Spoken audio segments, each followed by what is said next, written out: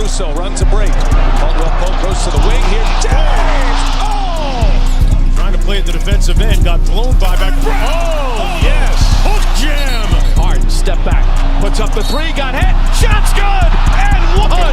This time here, set. Oh, Russell Westbrook!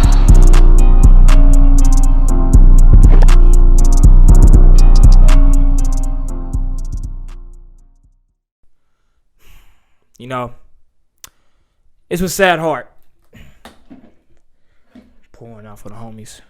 I'm not going to pour it out. No, you know, it's water. I don't care. Pour one out. Pour one out. I pour one out for them. Another one of my teams has fallen. And I'm out the playoffs right now. If you know me, you know I'm talking about the Houston Rockets. They have been eliminated by the Lakers, not in a 6 or 7 game series, which is what I thought it would go, but 5 games. The Lakers, gentlemen, swept the Rockets in a 4-1 series.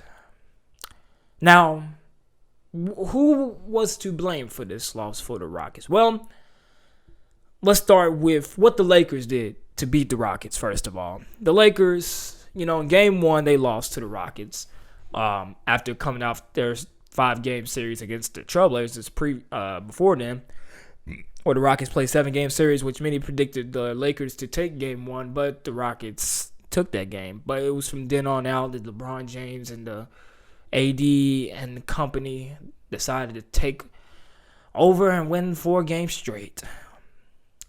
The Lakers, at first, they was, blitzkrieged by the Rockets offense and their small ball. And the Rockets played well in their defense, as the Lakers at that point played big. But they made some adjustments to match up with the Lakers, as any good coaches do in the playoffs. And Frank Vogel and his assistant coaches did very well defensively because they are a defensive-minded team. And they went a little bit smaller. I think they threw AD at the 5 and Markieff at the 4, so they'd be able to switch on these players, and it was pretty ugly. They started double teaming Harden as soon as he crossed half court, which shut off a lot of the Rockets' offense. Even though Harden, he had some good games, but it was a little bit shoddy throughout the series. In Game 5, man, the Lakers, we talk about them not being a great 3-point shooting team. They went 19 for 37 that game. And they shot the lights out that game. Man, it was unreal. I'm talking about even KCP was hitting threes. Danny Green hitting threes.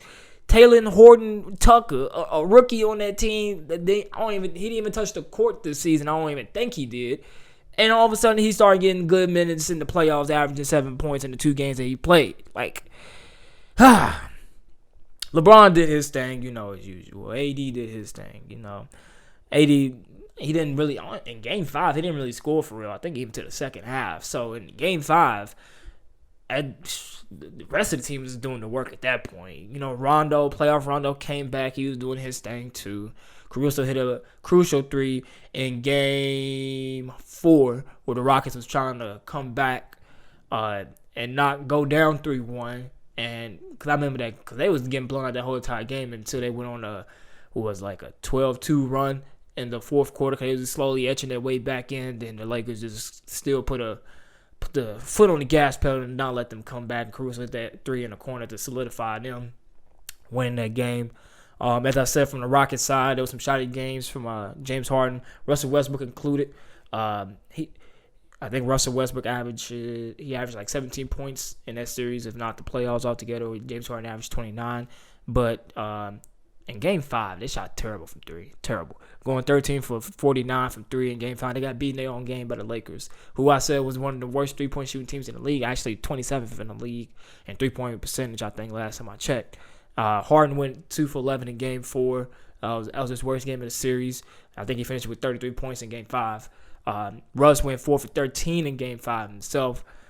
So, it wasn't when those two don't play good. They played all right, but not good enough to carry the team. And also with the loss of Daniel House, with that whole situation / scandal, I ain't gonna get into that side of it, but the situation itself of them losing Daniel House with his 11.4 points and 6 rebounds coming off the bench, which they missed tremendously. Or I think he even started some games too. No, he didn't. He came off the bench. With him coming off the bench, they missed that. some of the other players on the team didn't get as many touches as usual. Tucker didn't really play as well as the season progressed, as the series progressed, I should say. Gordon, Rivers, Rocco went out one game. He got hurt. He got fouled. He got hit in the head. I remember that. I remember seeing that. So it comes down to those players. They wasn't getting as many touches. And then ultimately what happened after that game, we saw Mike D'Antoni, which many thought, including myself, was going to get fired because, well, he wasn't going to get fired because his contract was going to be up in the end of this season anyways. So he decided to walk away from the situation. And he left the Houston Rockets. And he actually told the team on the plane on the way back to Houston before they even landed. So who will replace Mike D'Antoni and end up taking this job in Houston Rockets? Because the window of opportunity for this team in championship contention is kind of closing. You have Russell Westbrook, who's 31, going to turn 32 before if not during the next season. You're going to have James Harden, who's going to turn 31. They're still kind of, I guess you want to call, a little bit young, but they're still in their primes, where Westbrook is kind of coming out of the prime, as many people say. But I kind of disagree, because we saw before the bubble even started, he was playing phenomenally well. When they start going to the small ball, so I don't think he's really coming out of his prime. Just a little bit on the back end of his prime, but still in it. So there's like a slight chance of this window of opportunity for the Houston Rockets to capitalize on the championship, and it's starting to close quickly as these players age, as this team been together, as D'Antoni was the coach of that team for 4 seasons and only making 1 Western Conference Finals appearance and 3 semis appearances. And they're looking for a cultural reset. So with that being said, with all these trades being made and with Daryl Morey being convinced by D'Antoni to trade Clint Capella and to go all for this small ball, who is going to come in and either keep this type of style play going for the team, or will they change it up? And how will that even affect the team? Because there's not too many big men on this team. I think the only big man they really got is Tyson Chandler. Next to that is probably the biggest guy is probably Rocco, Jeff Green. I know this man standing around like 6'8", 6'9". So if they try and do a cultural reset, how would that affect the team? We'll see some players getting traded. I don't see Harden or Westbrook getting traded. If they do trade Westbrook, that would be a shocker. But the other players around them, these pieces, what kind of reset are they looking for? What kind of reset is Daryl Morey and Timo Fertitta in the front office in Houston looking for this team going forward? I don't know. I don't know what to say about. I don't know what to say about it. I knew that they was going to lose. I thought they was give them a run for their money at least, but the Lakers just came in. Shut up, George. I hear you laughing through the phone. You're not even here right now. I can just hear you just laughing, just mocking me. But my friend George is a big Laker fan. He knew this was going to happen. But I don't know going forward for the Houston Rockets what their future would look like. It just goes to prove that all the analytics and this whole small ball, obviously, it's not working. It didn't work. They went all in for it this year, hoping that they'll get some results. I think they would have been at least happy they made it to the Western Conference Finals.